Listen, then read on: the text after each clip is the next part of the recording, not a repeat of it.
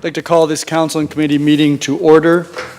Before we proceed, I want to acknowledge that the land upon which this meeting is taking place is the traditional territory of the Adirondack, the Haudenosaunee, and the Anishinaabe people. We are the beneficiaries of ancient agreements, such as the dish with one spoon between the Anishinaabe and the Haudenosaunee, who agreed to share the abundance of the land through peace, friendship, and mutual respect. The Truro Wampum, by which the Haudenosaunee welcomed the settlers and agreed to share the land in mutual respect, and the Treaty of Niagara, which is considered a fundamental document by First Nations in all future relations and treaties with the British. We recognize that we have a responsibility to be stewards of the land in cooperation and collaboration with the Indigenous peoples, not only for one generation, but for all generations to come. We understand that we have an obligation to learn the lessons of our history, educate ourselves about the experience of the Indigenous people, and seek opportunities to heal the wounds that will result in reconciliation with our Indigenous sisters and brothers. Many First Nations, Métis, and Inuit people live and work in Fort Erie. We stand with all Indigenous people, past and present, in promoting the wise stewardship of the lands in which we live. We have the good fortune to live in a land of such abundance, diversity, and beauty. Let us be vigilant in protecting Turtle Island.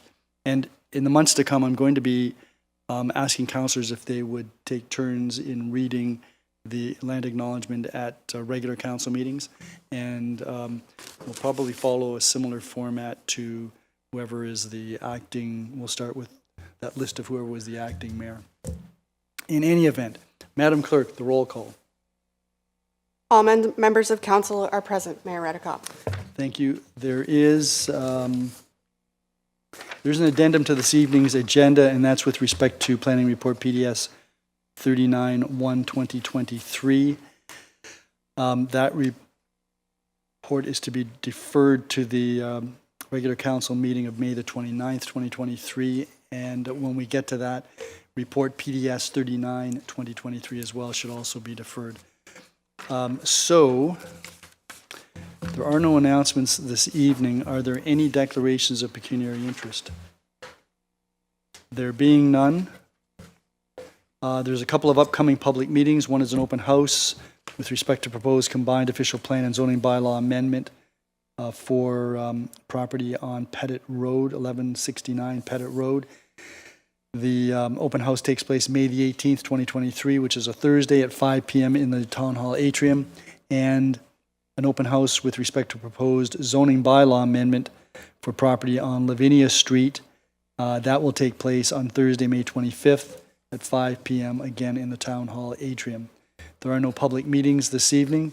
We do have a couple of reports on our consent agenda relating to the annual 2022 American Water Works Association and report with respect to the Ridgeway Public Works Yards Phase 2 ESA extension. Do I have a mover? Councillor Dubanow.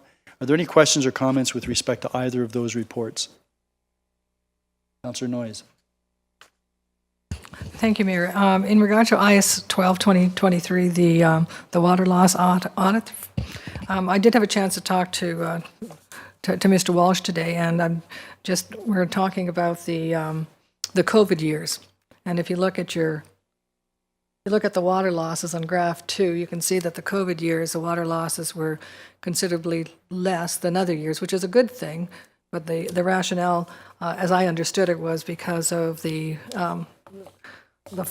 we're not doing the fire.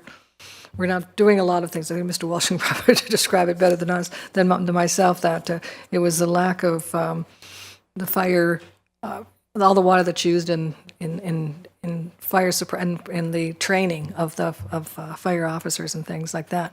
But also, if you look at the graph ahead of that, the yearly comparison, the years 2019 and 2020, the consumption was less than what it is. And I can remember that a few months ago we had the region here, and I was concerned that the numbers they were using, because they use a 5-year average, and I was concerned about the capacity of the lagoon, that the numbers would have been artificially low because of COVID. And although they're not substantially lower, again, these are the numbers that they're going to be using when they're thinking about future needs for the area. So I hope that they do keep this in mind when they're looking at the need to to look at the wastewater in Black Creek and Stevensville. Mr. Walsh, did you want to add anything to that with respect to the comments regarding low usage of water and maybe also, yeah, did you want to add something? Mr. Mayor, I think the report speaks for itself, more or less, in that it has been an ongoing focus for us. It's an important focus. We're looking at $1 million a year in non-revenue water. That's not a small number by any means. The increase over this year from 2022, to 2021 and 2020 is somewhat troubling, but we as staff are looking into it. Well, it looks like it's still less than the amount of water that was utilized in 2016, as an example. Sorry, I'm referring to the green bar in graph 1, which is essentially our breaks and not unbilled use. The unbilled can be mostly attributed to fire use, but the breaks are troubling, and we've seen an increase in the number of water main breaks over the last couple of years from a low in 2019. So, right. And is the wastewater that goes into the Stevensville Lagoon, is that metered? yes. Okay. Thank you. Any other questions or comments? All those in favor of the recommendations and the reports in the consent agenda? None opposed. That is carried. That then takes us to Planning and Development Services. Councillor Dubanow, and you have the... Yes, Your Worship. Planning and Development Services is now in session for the evening. We have no presentations or delegations, and as the Mayor mentioned earlier, the reports that we had, PDS 39-1, that's related to the draft plan of subdivision and on 613 Helena Street. That has been removed from the agenda and is being dealt with on May 29th. That's both of them, actually, because we have... Oh, my apology. Yeah, and then also PDS 39 as well. They go in tandem. So we have no reports now this evening. Pardon me. Yeah, I think Sorry. we do, and Are we going to deal with PDS 39? I think we should formally defer both PDS Okay. 39-1 and PDS 39 That's fine. to the May the 29th council meeting. Did you want to move the deferral on, or actually we need a mover for the PDS 39-1? I'll move them as a block Okay. if that's agreeable. I'm fine with that if council's okay with that. Let's ask them. Yeah, I see people, I see council nodding. You're the only one that I don't see. Okay. So we'll deal with them as a block then. Your Worship, did you want to move to postpone that to May 29th as a block? Yes. Okay. Are there any questions or comments from council with regard to the timing? Did we put it on the floor? I think His Worship put it on the floor. Yeah. Yeah. And he moved the postponement. So no questions, comments with regard to the timing, May 29th? Your Worship, was So you there? got that, Madam Clerk, that I put? Okay. Okay. All those in favor of postponing? So that's unanimous. So now we have no reports to deal with on the agenda. Thank you for that, Your Worship. Any new business or inquiries under Planning and Development Services this evening? Seeing none, any questions about the business status report? Your Worship. Well, I note that we've got 10 reports for May the 29th, or at least 10 reports or bylaws potentially for May the 29th. We just put another one over. That's going to be 11. That's just in planning. I'm wondering if any of these reports are expected not to proceed on that night. Ms. Delwaria, did you have a comment on that? Yes, Mr. Chair, through you to the Mr. Mayor.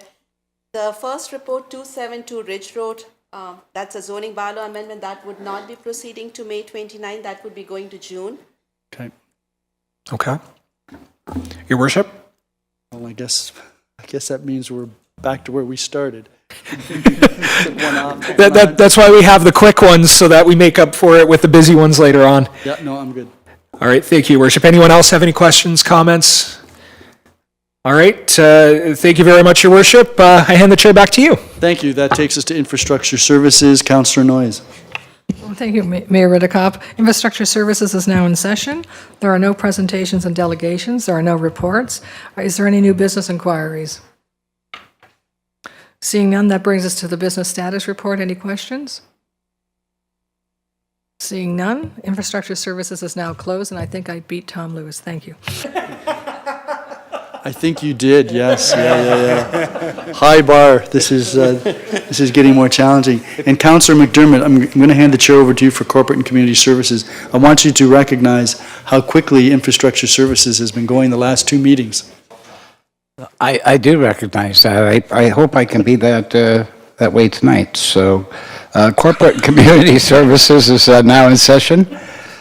We have no presentations, delegations, no reports. Are there any new business inquiries? Councillor Dubanow. Sorry, Councillor McDermott, I'm not going to let you beat the record tonight. I just, a quick comment, for those who are unaware, on Friday the 12th, the United States lifted the final border measures with regard to pandemic controls, so vaccine requirements and other things related to that. I just wanted to comment on that because it's a long time coming. There are a lot of families who, for various reasons, there was still not entry into the United States. I'm looking forward to hopefully a much better tourism season this summer than we've had previously. Little concerned with some of the comments where our bookings are, but it's better than we have been. I just want to acknowledge that, that it was a very difficult time, particularly for binational families, those involved in tourism and other related things. And I was very happy that all ended on the 12th. Unfortunately, I couldn't make it to the party over in Buffalo at the base of the Peace Bridge that day, but just wanted to mention that, Your Worship, because it's something we've been waiting for. And I apologize to Mr. Chair, Councillor McDermott. I ruined his record for the evening, so I just wanted to mention that. That's not so much that. It's $20 I lost. I guess I'm buying breakfast on Sunday. It's okay. Anything on the business status report? Or Your Worship, new inquiries? Okay. Yeah. Since you've lost the $20 already, it doesn't make any difference. But No. I just wanted to comment that, as you know, on Friday, I had an opportunity to meet with some other mayors with the U.S. Ambassador to Canada, David Cohen, and that was one of the topics that we had discussed. The significance, of course, is not that Canadians couldn't cross the border back and forth, not that Americans couldn't cross the border if they were vaccinated. So they couldn't get back home if they came into Canada, which they could even if they weren't vaccinated. But now they can go back, which means that there's, as you know, a large number of Americans who haven't been vaccinated who will be able to cross the border now to come into Canada and get back home safely. So that will be the impact on our tourism and hospitality in Canada in terms of the Americans, who have always been a large contingent in terms of our economy for tourism. So yes, quite correct, and hopefully we'll gradually be getting back to normal. Tourism, border trade were big issues, and I also had an opportunity, as I mentioned to all of you, to raise at the ambassador's request the issue of the underused housing tax, the federal underused housing tax, and he's on that. He was quite interested in the correspondence that I had sent to the minister, and he's had some active discussions with elected officials, and his office has also been in touch with Canada Revenue Agency, which will be charged with dealing with this. So, yeah, that's some interesting cross-border news. Anybody else? Anything on the business status report? Back to you, Your Worship. Yeah, that was a trick question. Scheduling of meetings. Councillor Noyes. Thank you, Mayor Redekop. So tomorrow morning at 9 o'clock at Betty's Restaurant, actually, we're meeting for the Fort Erie non-for-profit housing. And then on May 24th, we have an infrastructure meeting at 3 p.m. in Conference Room 1. I'm sorry, what day is that? May 24th at 3 p.m.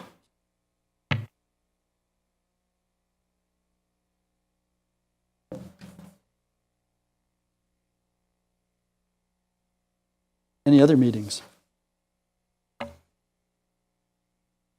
Yes, Councillor Lewis. I believe tomorrow we have a diversity, equity, and inclusion meeting at 2, which I'm sending regrets to, but it is in the calendar. You are correct. It's at 2:15, actually. And that would be the 17th.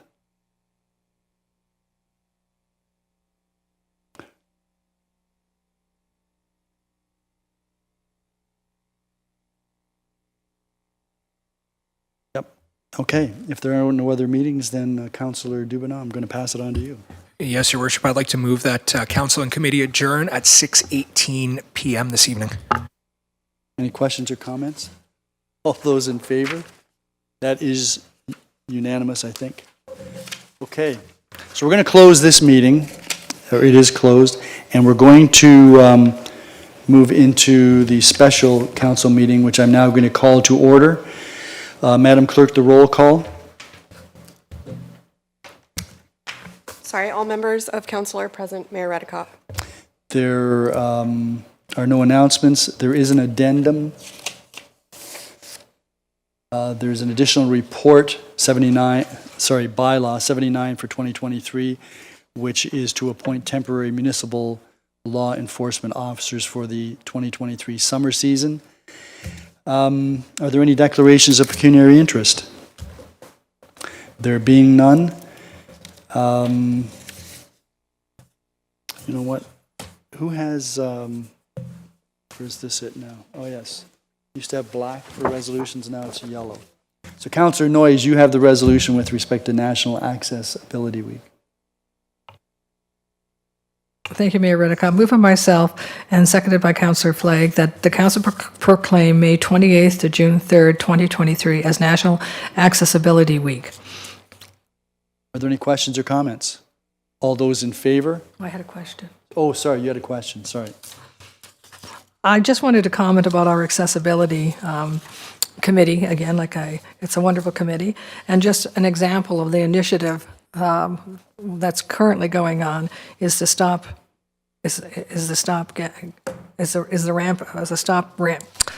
ramp program, and they're actually working very hard and contacting the local BIAs, again, to increase accessibility into the different stores and businesses in town. So it's called the Stopgap Ramp Program.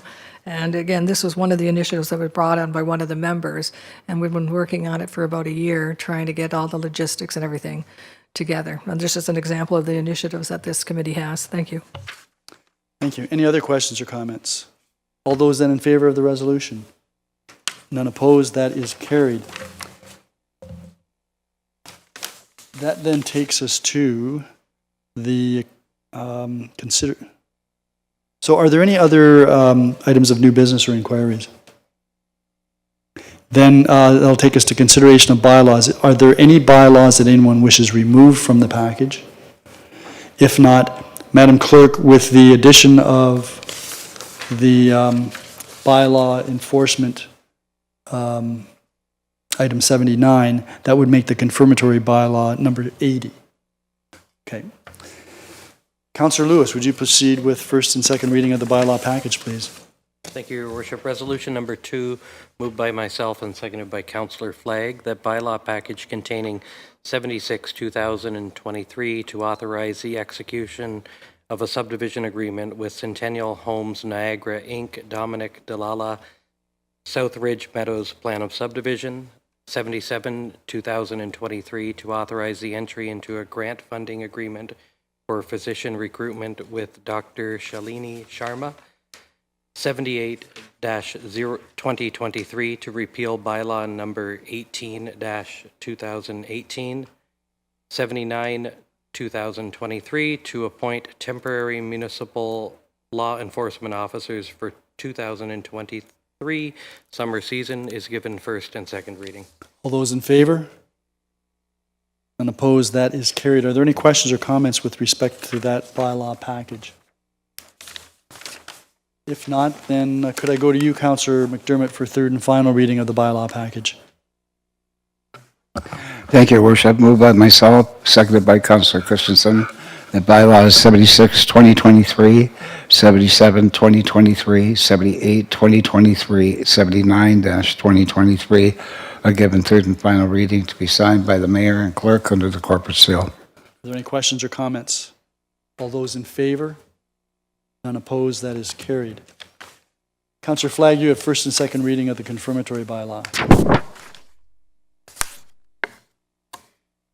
Moved by myself and second by Councillor Noyes that bylaw number 80, 2023, to confirm the actions of council at its special council meeting held on May 16, 2023, is given first and second reading. All those in favor? That is carried. Councillor Christensen, third and final reading, please. Moved by myself, seconded by given third and final. Thank you. Are there any questions or comments? All those in favor? None opposed, that is carried. And that takes us then to Councillor Dubanow. Yes, it does, Your Worship. Moved by myself and seconded by Councillor Flagg that council adjourns at 6:24 p.m. to reconvene into a regular meeting of council on May 29th, 2023. All those in favor? Unanimous. Thank you very much.